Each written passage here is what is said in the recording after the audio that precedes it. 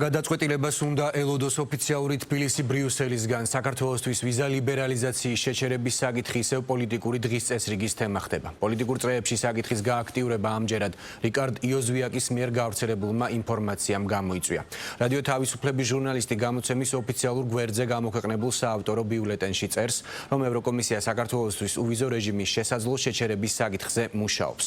ჟურნალისტის ინფორმაციით ბრიუსელი განხილვას შემოდგომაზე მიუბრუნდება და უკვე არსებობს ევროკავშირის წევრი ქვეყნების კვალიფიციური უმრავლესობას, რაც საკითხის გადაწყვეტა სჭირდება. ევროკომისიამ წერილი ოფიციალურ თბილისს რამდენიმე კვირის წინ გამოუგზავნა და მოუწოდა გააუქმოს უცხოური გავლენის გამჭვირვალობისა და ოჯახური ღირებულებების შესახებ კანონები. როგორ ასრულებს თბილისი ევროკომისიის დავალებას? ამ კითხვით დღეს ხელისუფლებას ოპოზიციის წარმომადგენლებმა მიმართეს და მმართველი გუნდი მწვავედ გააკრიტიკეს. ოპოზიციისგან განსხვავებით მმართველი პარტია უვიზო მიმოსვლის შეჩერების ობიექტურ მიზეზებს ვერ ხედავს. ბრიუსელის ბოლოდროინდელ რიტორიკას კი მოსახლეობის შანტაჟის და მოახლოებულ არჩევნებზე გავლენის მოხდენის მცდელობად განიხილავს. სალომე ქოქიაშვილი დეტალებით. როგორც იცით, საქართველოსთან უვიზო რეჟიმი გვაქვს 2017 წლიდან, რომლის შეჩერებაზეც 8 წლის შემდგომ ბრიუსელში უკვე მე რამდენად მსჯელობენ როგორც საფასურზე, რომელიც საქართველოში ბევრის აზრით ქვეყანამ დაუმორჩილებლობისთვის, ისევ ოფიციალური ბრიუსელის პოზიციით კი დემოკრატიული უკუსვლისთვის უნდა გადაიხადოს. ამ ფასის გადახდის იმედით იწყებოდა ევროპის პოლიტიკურ დედაქალაქში ბოლოს ივლისის, მანამდე კი ივნისის მინისტერიალები და როგორც გაირკვა ეს იმედები ძირითადად ბალტიკურ და ნორდიკულ სახელმწიფოებს საკუთარი უარით სხვა ქვეყნებმა გაუცრუეს. ახლა როგორც ირკვევა, ძალები სექტემბერში მოისინჯება. ოღონდ როგორც რადიო თავისუფლების ბრიუსელის ბიუროს ხელმძღვანელი წერს, გაზრდილი შანსებით. რიკარდ იოზვიაკი უწყება, რომ ამ სადამშრალო ღონისძიების მომხრეებმა სავარაუდოდ ზოგიერთი მოწინააღმდეგის გადაბირება და უბრალო უმრავლესობის ფორმირება შეძლეს იმისთვის, რომ საქართველოს ვიზა ლიბერალიზაცია შეუჩერონ.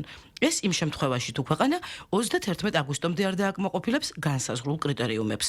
მათ შორისაა უცხოური გავლენის გამჭვირვალობის საკამათო კანონის და ოჯახური ღირებულებებისა და არასრულწლოვანთა დაცვის შესახებ, ასევე სადავო საკანონმდებლო პაკეტის გაუქმება. და აქ კიდევ ერთხელ იხსნება კამათი თემაზე, რატომაა მნიშვნელოვანი ვიზა ლიბერალიზაციის შენარჩუნებისთვის, NGO სექტორის ფინანსების საიდუმლოდ შენახვა ან LGBTQ პროპაგანდაზე უარი რატომ ნიშნავს ევროკავშირზე უარს. და ვიდრე საზოგადოებაში კამათი გრძელდება, პოლიტიკურ ველზე თითქოს უფრო მკაფიოდ გამოჩნდა ყველაფერი.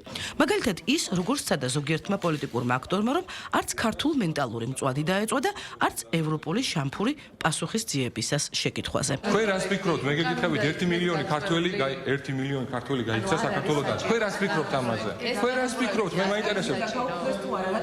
არა, რა კანონი უნდა გაუქმდეს? მე საერთოდ ქართული ოცნების ქართული ოცნების მიღებულ არალეგიტიმური მთავრობის მიერ მიღებულ არც ერთ კანონს არ ვაღიარებ სინამდვილეში. სხვებისთვის, მაგალითად საარჩევნო ნომერდაკარგული ნაციონალური მოძრაობისთვის ისევ ძველი ხუთიანის ფონზე პასუხი უფრო მარტივი გამოდგა. ამ პარტიაში თვლიან, რომ ერთთან მეორე კანონზე აქცენტს პროპაგანდა იგონებს და სინამდვილეში ბრიუსელი ოფიციალურად სულ სხვა რამეს ითხოვს. თუ არ გათავისუფლებიან აქციებისას დაკავებულები და არ ჩაინიშნება ახალი საპარლამენტო არჩევნები, არც ვიზა ლიბერალიზაცია იქნება. არსებობს პოლიტიკური ვალდებულებები, როგორც არის პოლიტპატიმრების თავისუფლება, სამართლიანი არჩევნები. ეს პოლიტიკური ვალდებულებები არ არის შესრულებული და არც შესრულდება ჩემი ღმერთმენით ივანიშვილის პირობებში, ისევე როგორც ის იურიდიული ვალდებულებები, რომელიც ვიზა ლიბერალიზაციას თან ახლავს. ამ პოზიციას ისე რომ სულ არ ქონდა ეს განზრახვა, პასუხი ფაქტობრივად ლელოს წარმომადგენელმა გასცა, მაშინ როცა სალომე სამადაშვილი მმართველ პარტიას აკრიტიკებდა ვიზა ლიბერალიზაციის შენარჩუნებისთვის აუცილებელი კრიტერიუმების შესრულებაზე საუბრობდა და იხსენებდა წერილს, რომელიც ერთი თვის წინ ევროკომისიიდან საქართველოს საგარეო საქმეთა მინისტრს გამოუგზავნეს. აუცილებელია, რომ არალეგიტიმურმა ხელისუფლებამ გააუქმოს ყველა ის რუსული კანონი, რომელიც მიღებული იქნა გასული წლის მანძილზე, რაც ზღუდავს საქართველოში პოლიტიკურ და ადამიანის უფლებებს და მე მაინტერესებს, რომ დღეს ვკითხო არალეგიტიმური ხელისუფლების წარმომადგენლებს რა ნაბიჯები გადაიდგა ამ მიმართულებით. ვინც შინაარსს უკვე იცნობს, ეს წერილი დღეს პოლიტიკურ ველზე ბევრ ცრუ გზავნილს ამხელს. ტექსტში, რომელიც ივლისის შუა რიცხვებში საგარეო საქმეთა მინისტრის სახელზე მოვიდა, დეტალურადაა გაწერილი ის რვა პირობა, რომელიც ბრიუსელის დასასვენებლად წასული ოფიციოზის შვებულებების ამოწურვამდე, ანუ 31 აგვისტომდე უნდა შეასრულოს საქართველომ. ამ 8 პუნქტში არც არჩევნების შესახებ იძებნება რაიმე ჩანაწერი და არც დაკავებულთა გათავისუფლების შესახებ.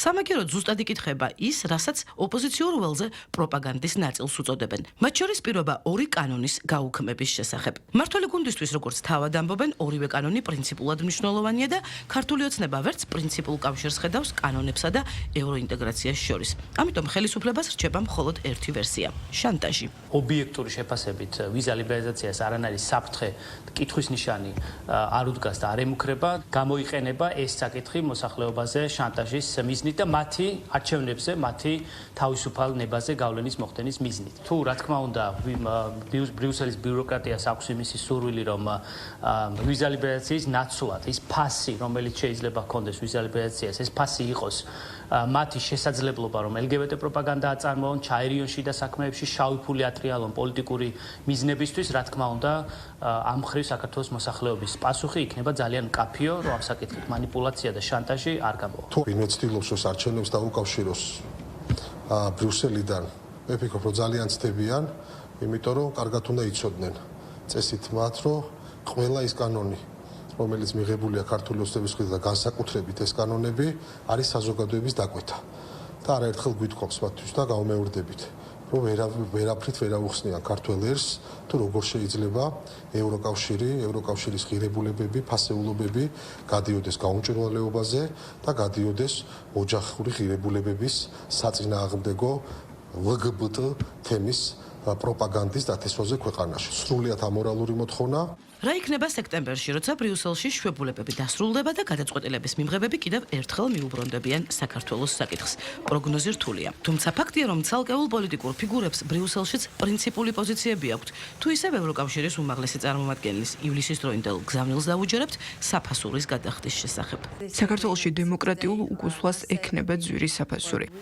მაღალი ფასი, რომელიც ახლა ოფიციალურად რამდენიმე კანონზე, მათ შორის დასახელებულ ორზე, NGO-ების ფინანსურ გამჭვირვალობაზე და LGBT პროპაგანდაზე გადის. ქართულ პოლიტიკურ წრეებში ისევ კამათსა და დავას იწვევს თემაზე, არის თუ არა ეს ადეკვატური ფასი იმ ქვეყნისთვის, რომელმაც ევროპული იდეისთვის ბოლო 30 წელიწადში ისედაც ბევრი, მათ შორის ომები გადაიხადა. უფრო ადრე, უფრო ძველ მეორე მსოფლიო ომში კი 300,000-ზე მეტი ქართველი დაეცა იმ თავისუფლებისთვის, რომლითაც ახლა ასე ამაყობენ ევროპის პოლიტიკურ ცენტრში.